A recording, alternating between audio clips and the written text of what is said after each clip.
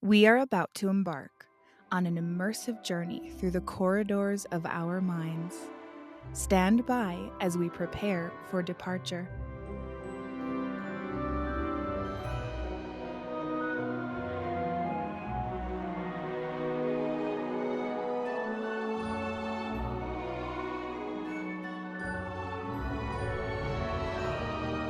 Welcome aboard, everyone, to the Productivity with Peace of Mind podcast adventure. Our journey will begin in just a moment. Inhale deeply and exhale. Our voyage takes us on a captivating tour, diving deep into the intricate layers of our thoughts and imagination. Brace yourselves for the complexities of our evolution. For a safe and enjoyable journey, stay seated, secure your helmet and protective goggles, and keep hands, feet, and legs inside while the ride is moving. Now relax and enjoy.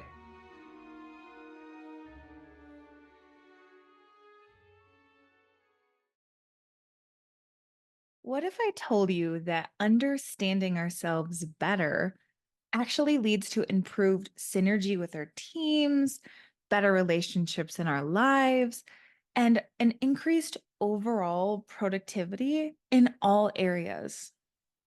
Self awareness is a huge opportunity, both in business and in leadership, and really in all parts of our life. I've been on teams where when we go through different programs or work with coaches to better understand ourselves and each other, we went from butting heads to smooth collaboration. And this flows into every area of our lives. So, whether we do this kind of work in our personal life, maybe in our relationships or with our friends or family, or we do this as a team at work, one will flow into the other. The beautiful thing about awareness is it cannot be taken from us. And as we learn more about human nature and why others behave the way they do, our compassion, understanding, and patience improves. And I also want to mention this does not replace corrective actions or boundary setting when someone isn't meeting standards in our organization or is engaging in harmful behavior around us in our personal life. I just want to be super clear that understanding human behavior and allowing more patience and compassion into everything that we're doing does not mean that we're condoning bad behavior. It simply means that we handle each situation with so much more grace and true leadership. Today, I'll share with you one of the tools that has been really powerful for me in different areas of my life in being able to enhance that self awareness and being able to understand others better. From improving team dynamics to the impact on our personal lives, we'll explore how understanding humans leads to greater collaboration and creativity. One tool I've used for this in many areas of my life has been the Enneagram. And this is simply one tool. There are so many assessments and books and other tools out there with many perspectives on understanding our different personalities and the lenses at which we look through the world. The reason I've loved the Enneagram is that it doesn't necessarily put us in a box. It opens a door to new ways of communicating and understanding each other. It allows us to go as deep or as shallow into the depth of knowledge that they provide as we want to. And then we can take what resonates and leave the rest. So that's probably my favorite part, like understanding that we know ourselves best. Even once you take the assessment, you can still take your own time and reflection to understand each type with the numerous resources out there to make sure that your decision comes from you on what makes the most sense for you. And the most valuable part of this for me, though, hasn't been understanding my own personality type by itself, but understanding all nine, because I can recognize these traits in others and appreciate them for who they are instead of judging them for who I wish they were or even wishing that they were more like me. I mean, we're all guilty of it, right? Wanting everybody to be like us because that's the thinking and mind frame that we know and that's familiar to us. I've worked with my own Enneagram coach in the past. I've gone through this with different teams that I've been on. I went through this in my relationship with my family, my parents, and with my friends. I've also run numerous leadership workshops on this. So, because this is the one that's most familiar to me and I've seen the most clarity come from, I'm going to use this as an example for how we can understand humans for this episode. So the Enneagram breaks us down into 9 types, and there are other numerous layers to this. But for the sake of this episode, we're going to keep it simple and just focus on the initial 9 types. We are not going to go into wings or subtypes or any of that. There are so many great resources out there to go as deep as you want. And fun fact, the Enneagram literally translates to 9 types. So that's what it means. And it's a diagram that I'll explain in a little bit. There are many companies out there with different assessments for the Enneagram specifically, but my favorite has been the Enneagram Institute. And the 9 types, just to share them with you on the Enneagram as labeled by the Enneagram Institute that I've primarily used, are as follows: 1, the reformer; 2, the helper; 3, the achiever; 4, the individualist; 5, the investigator; 6, the loyalist; 7, the enthusiast; 8, the challenger; and 9, the peacemaker. Our personality is a combination of how we were born, how we were raised, and what we've learned along the way. So it's an accumulation of everything we've seen, done, heard, said, smelled, tasted, every little experience we've ever had, all of the thoughts we've had. All of it has led up to this moment right now and who you are today. And while we are each our own individuals and we all are unique, the commonalities among each personality type and all humans remain the same. We all desire to be loved and valued. We all have fears and insecurities. Nobody is exempt from it. I've taught workshops where somebody said to me, "Well, I don't have any fears." And I challenged him on that. And I said, "Well, don't get caught up on the wording and the vocabulary because we all have things we want to move away from. So think about the things that you don't want in your life. We all have those. And we all have wonderful things to offer."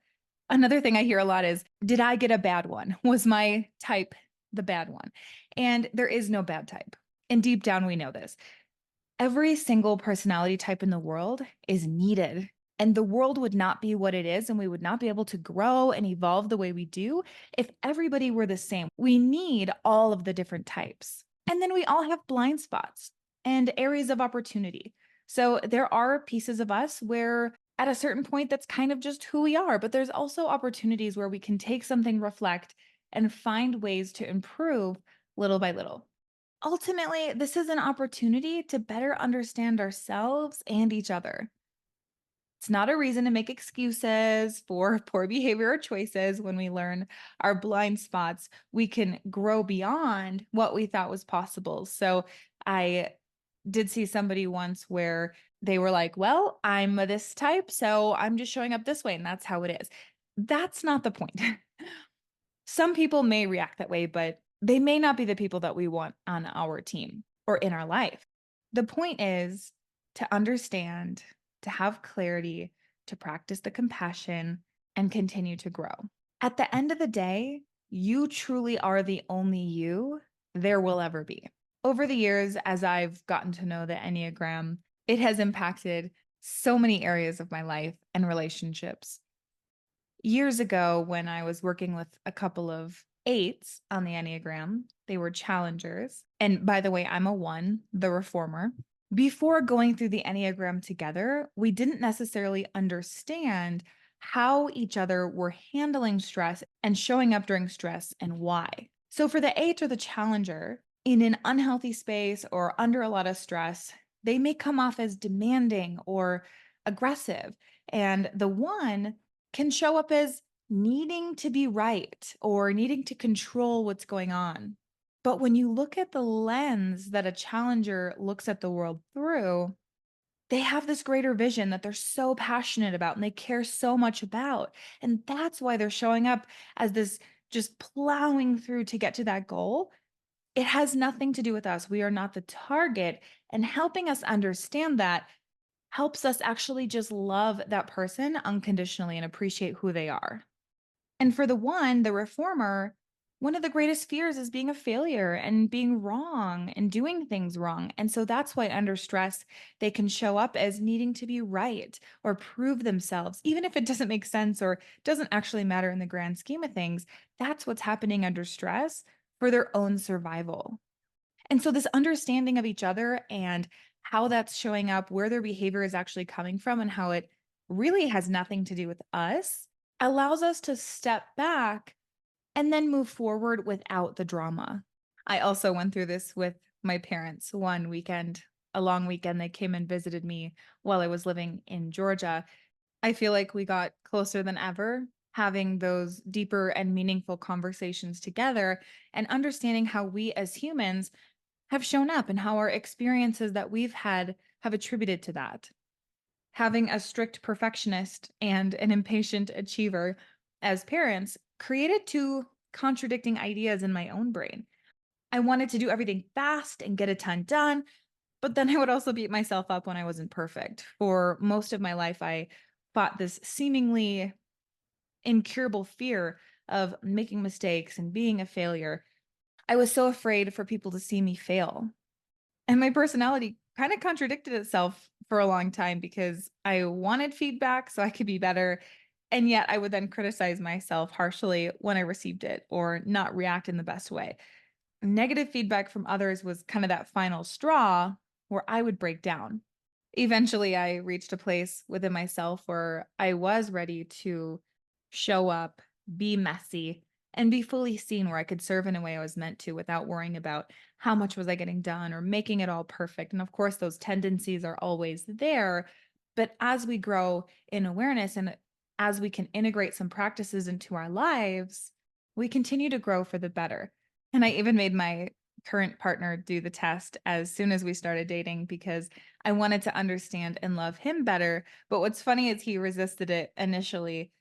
Sometimes people can use tools or things like this for manipulation, but that was the opposite of my intention. Needless to say, I bought him the test and blocked some time for it. And he did, he took it. And what's funny now is he still talks about this to this day. And we continue to learn together new layers of ourselves. And we have this vocabulary to use with each other as we continue on and reflect on our own growth journeys. So let's look at how this benefits us in business and in an organization with our teams. Even learning the most basic and beginner information from the Enneagram, we can start to experience more clarity and compassion. We understand and empathize with ourselves and others better. This saves us time because we're not ruminating and spinning out in judgment and overwhelm or making things emotional when they don't need to be. There's always an aspect of every single one of us that we can improve on and work on within ourselves until the very last minute of our life.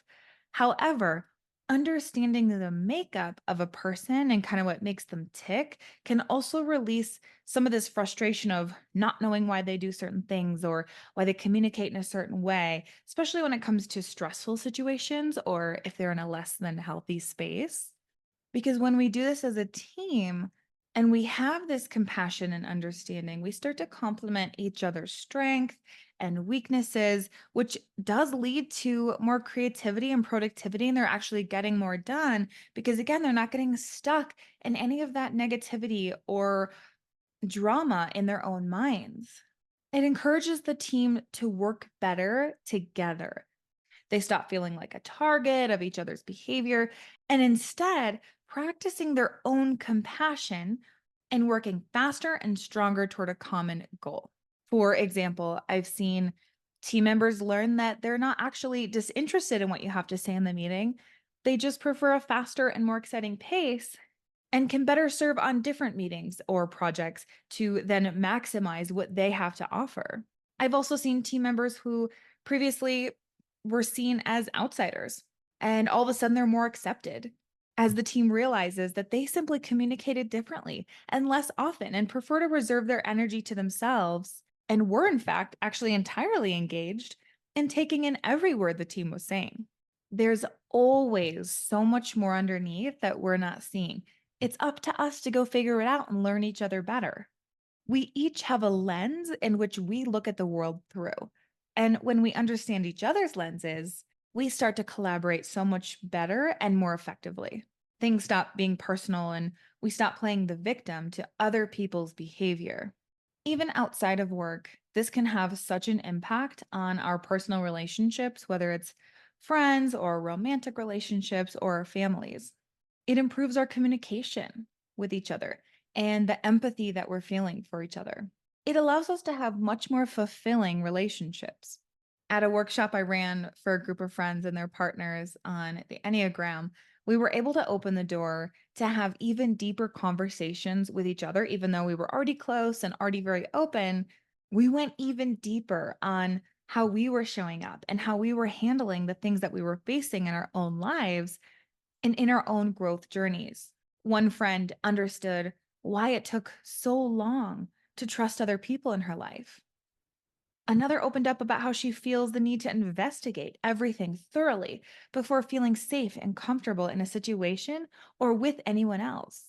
One friend in the group opened up about why she fits so many events into one weekend due to this need to not miss out and make sure she can maximize the fun that she's having.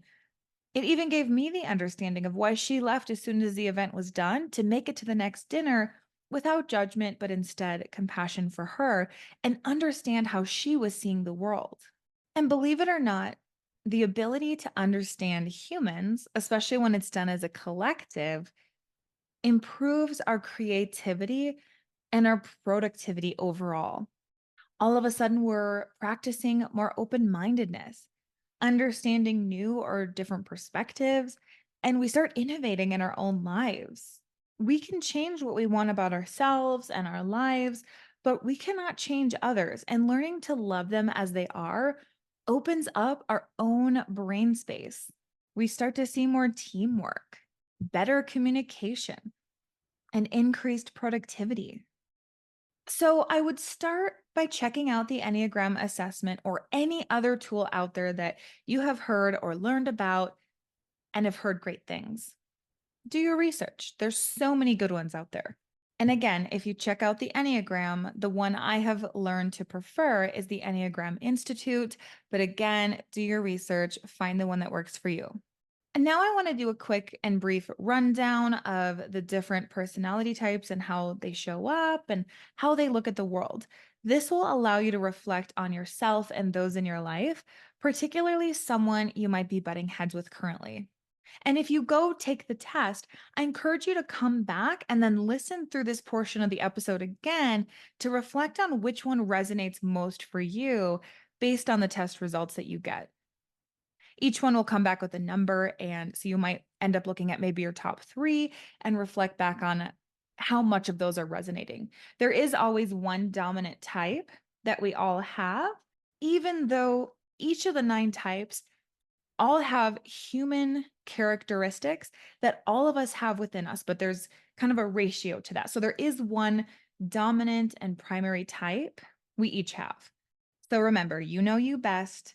You know the experiences you've had, where your strengths are, and where your weaknesses lie. Type 1, the reformer. The reformer's core fear is being wrong, bad, or making mistakes. Their core desire is having integrity, being good, being accurate, being right. And again, this doesn't come from a place of needing to be right for the sake of being right, but they don't want to be bad. This is where their worthiness comes in. The core weakness is resentment, repressing anger that leads to frustration at ourselves and others for not being perfect. One of the key distinctive factors about the reformer, the one, is that constant inner critic. Now, this is something that we all have, but for the one, it is very strong. Every interaction they walk away from, they're thinking, oh, I should have said this, done that.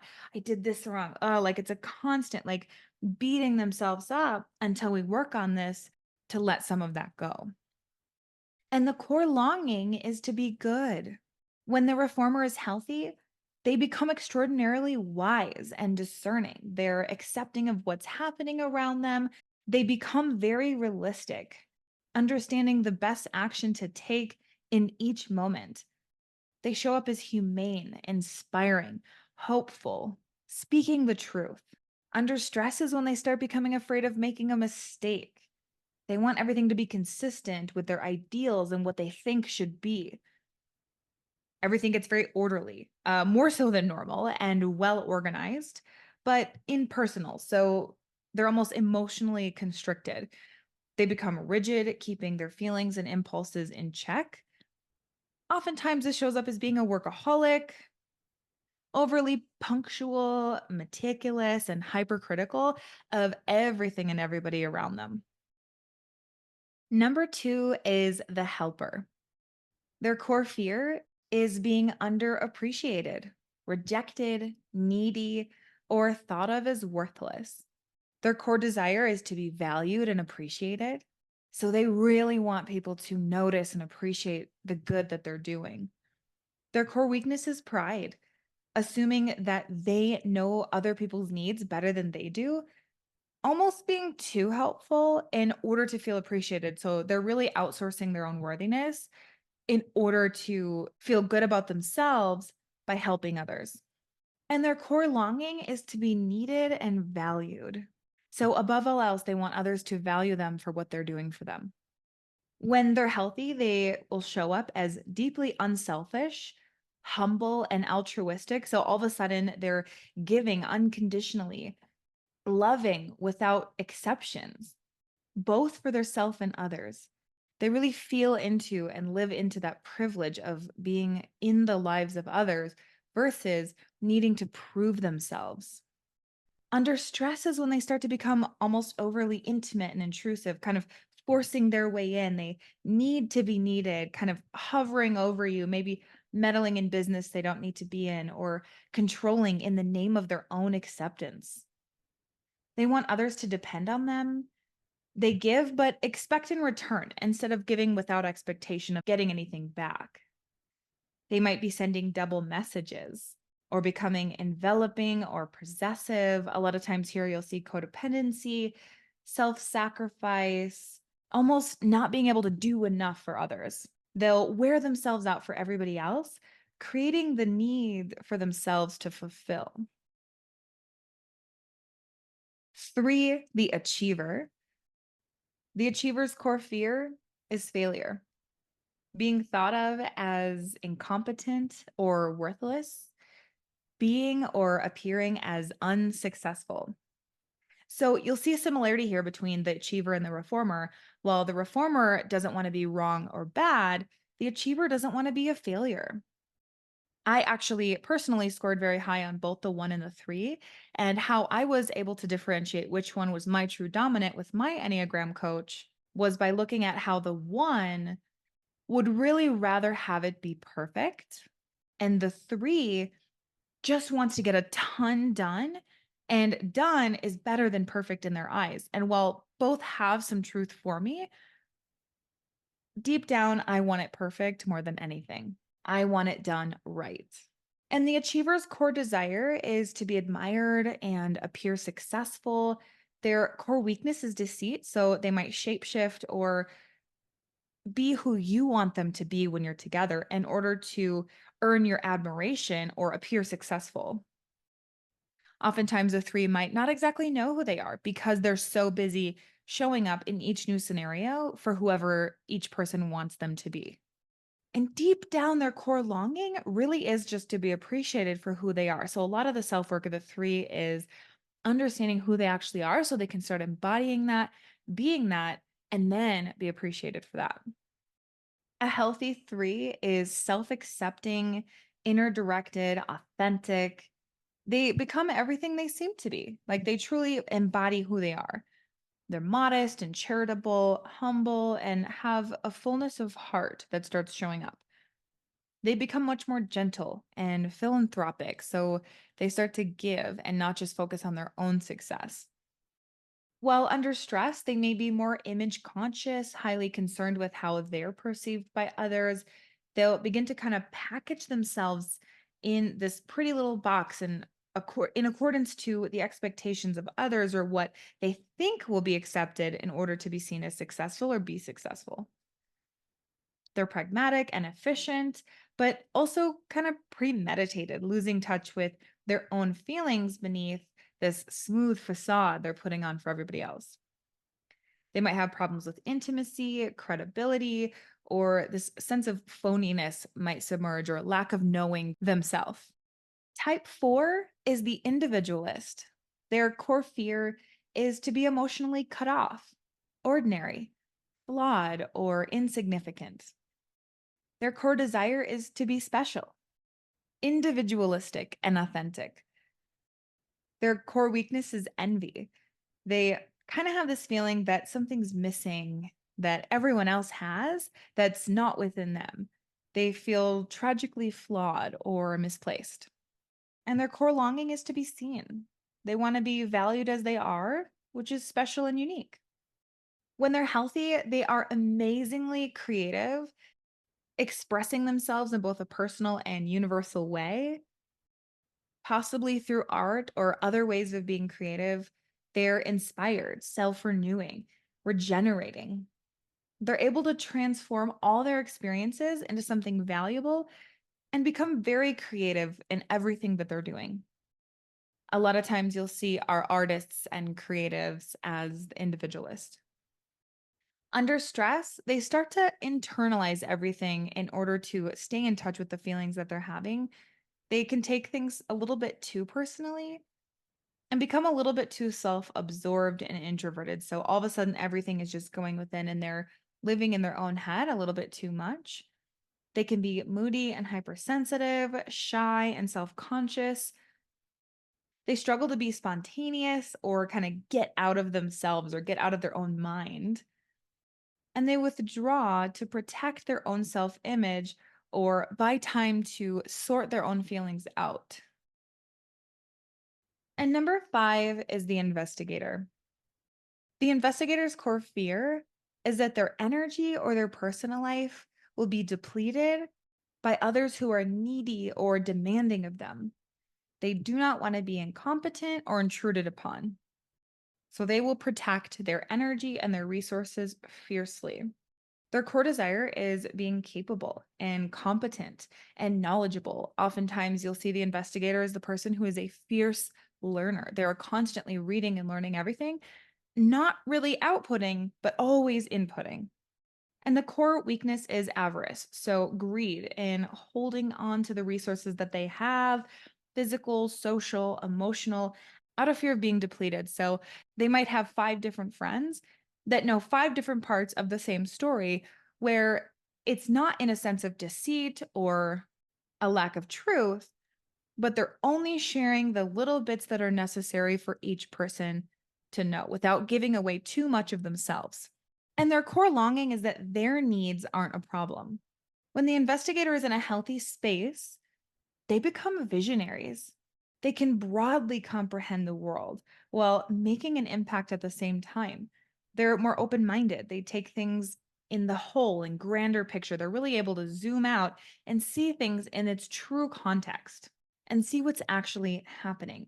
They might make pioneering discoveries and find entirely new ways of doing and perceiving things. Under stress, they may become increasingly detached and separated from you or others as they become involved with complicated ideas or imaginary worlds, being preoccupied with their own visions and interpretations rather than reality and what's actually happening. They become fascinated with maybe something that's offbeat or esoteric, subjects even with like a dark element. They become detached from the practical world and have this disembodied mind while still being a little bit high strung and intense. Number 6 is the loyalist, and this is actually one of the most common results within the Enneagram. So, most people who take the test actually have this result. So, when you look at the world, a good majority of population are the loyalist. And their core fear is fear itself, being without support or security and experiencing abandonment or blame. Their core desire is to have guidance, security, support, from others that they can truly trust. So for the six, trust takes longer and is harder to build and achieve with others. But once they have it, they are in. They are all in on you. Their core weakness is anxiety, where the reformer had the inner critic as a very strong attribute. The six actually has an inner committee of voices catastrophizing all the time and raising all of these what ifs and all the possibly bad things that could happen. So, looking in a business sense, this is not the person you want in the brainstorming meeting, but you want them there afterwards to help you fine tune and find the holes so that your plan is built to last. And their core longing ultimately is to feel secure and safe. When they're healthy, they become self affirming on their own. They trust their self more. They start to trust others more. They're more independent, yet symbiotically interdependent and cooperative as equals to others. Their belief in themselves leads to a lot more courage, positive thinking, leadership, and a rich sense of self expression. Under stress, they may resist having more demands made on them. So they may be resistant to more projects or responsibility. They react against others a little bit more passive aggressively, becoming evasive, indecisive, cautious. They may procrastinate or feel uncertain a lot of the time.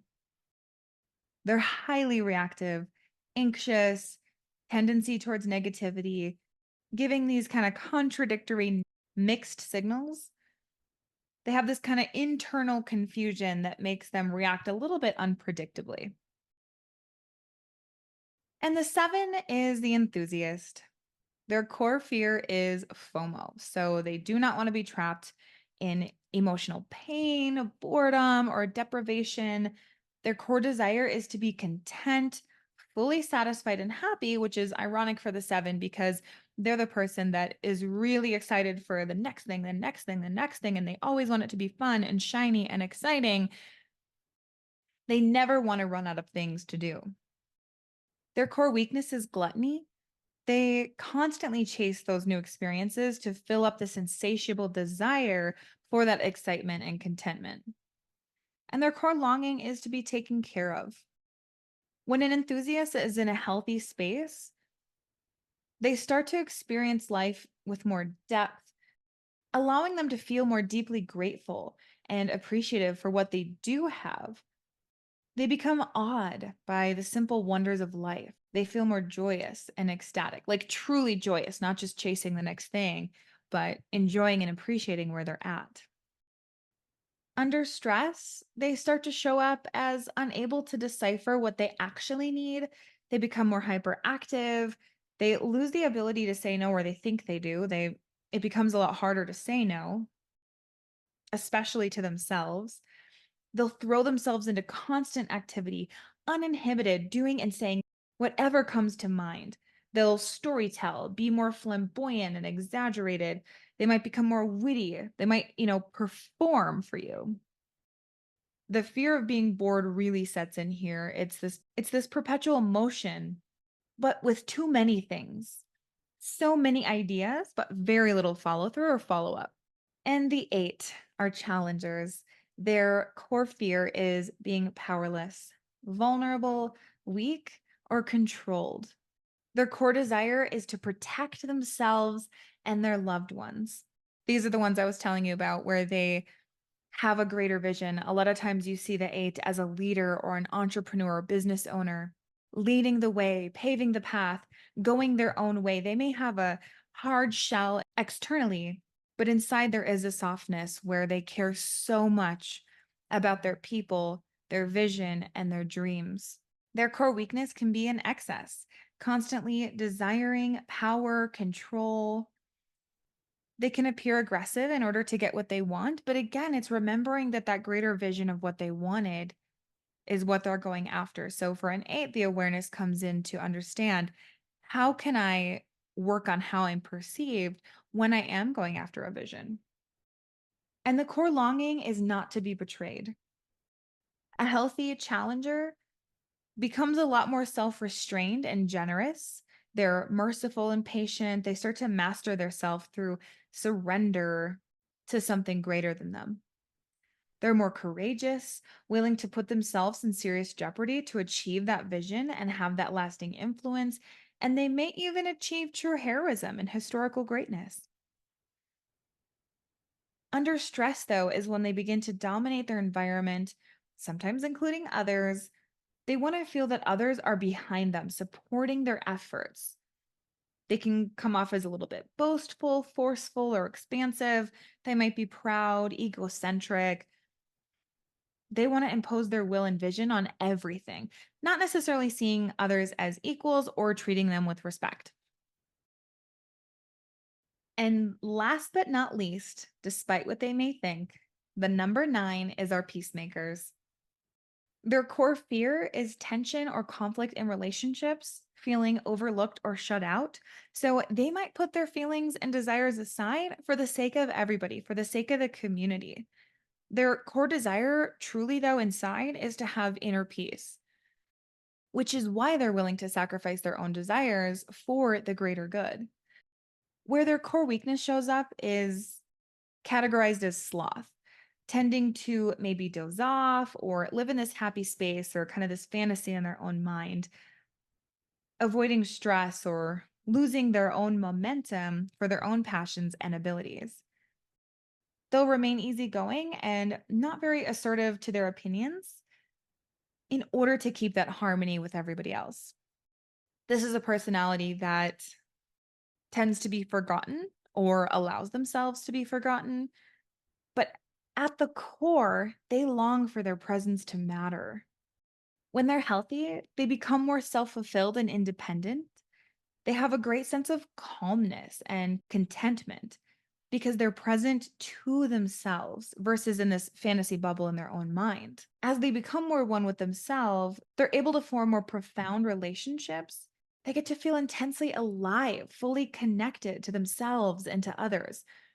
And under stress, they'll be active but disengaged, maybe a little unreflective, inattentive. They really don't want to be affected and might become unresponsive or complacent, maybe walking away from problems or sweeping them under the rug. Their thinking might become hazy, ruminative, mostly sitting in comforting fantasies or tuning out their reality. They'll become emotionally apathetic, unwilling to exert themselves or focus on the problem at hand. They feel very indifferent in this space. And I mentioned earlier, I would explain the diagram to you, and you can Google this and bring up many images out there of this. But if you imagine a big circle and the 9 personalities all around the circle, there are a couple things I want to note here. The diagram first is broken out into 3 triads.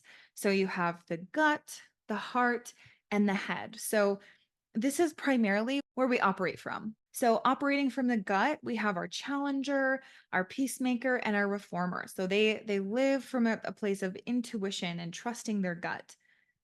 From the heart space, we have the helper, the achiever, and the individualistic. So they really live from a place and think from a place and make decisions from their heart. In the headspace, we have the enthusiast, the loyalist, and the investigator. These are our personality types that truly operate from a place of thinking and logic and their minds. And then on the diagram, too, each personality has arrows pointing to other personalities. And the reason this is because when we are healthy or stressed, you can easily see the positive or negative traits of which personality we're then taking on in times of health or stress. Life and business are a constant ebb and flow of growth and evolution. An assessment like this or a tool like this is one small step of awareness in that process for us. From understanding the Enneagram to improving team dynamics and our personal relationships, our ability to understand humans can unlock new levels for ourselves. So, whether you use the Enneagram or any other tool out there for improved self awareness, know that greater understanding leads to better synergy, creativity, and productivity. Our clarity always leads to creating more brain space for our own creativity. And by understanding ourselves better, we can better understand others, work more effectively together, and ultimately lead more fulfilling and successful lives.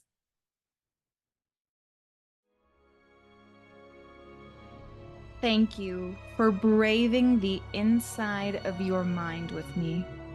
The better we understand ourselves, the more deeply we understand the world. And as our awareness grows, life just gets better and better. If you've enjoyed this episode, please take a moment to leave a review and share this with anyone else you think could benefit from listening. A quick reminder that the content shared in this podcast is for informational purposes only. I am not a licensed therapist, and the discussions here are not a substitute for professional advice.